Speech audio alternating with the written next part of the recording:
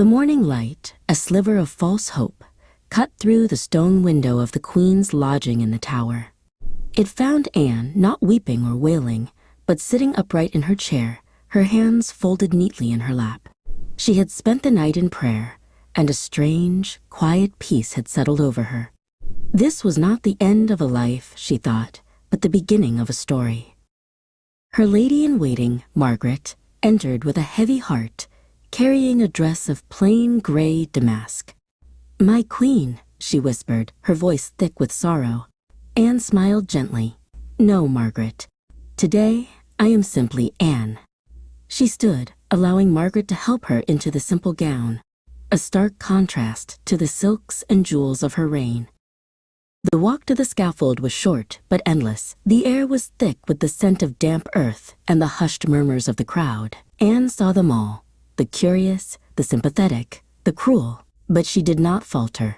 She walked with the same regal grace she had used to enter a ballroom, her chin held high, her eyes fixed on the horizon. She ascended the wooden platform, the silence of the crowd a heavy blanket. She turned to face them, her voice, though soft, carrying across the hushed square. "Good Christian people," she began, "I am come hither to die, according to law, and by law I am judged to die, and therefore I will speak nothing against it.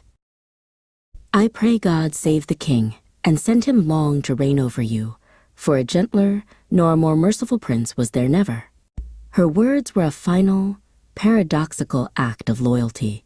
She knew the world would judge her, but she would not give them the satisfaction of bitterness. Her hands, clasped together, trembled only slightly.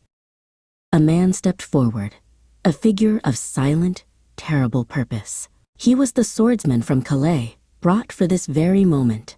He carried no axe, but a long, thin sword, a tool of precision and speed. He was a shadow in the gray light, his face unreadable. Margaret, her own eyes filled with tears, stepped forward to blindfold her. Anne closed her eyes before the silk could touch them, a final act of control. She knelt on the straw, her head bowed, her neck bared. She was ready.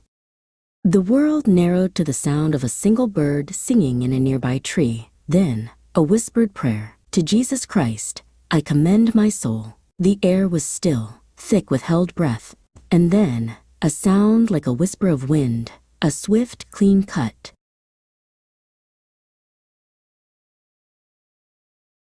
The silence that followed was more profound than any noise. The crowd, a moment before a living, breathing entity, was now a collection of stunned, silent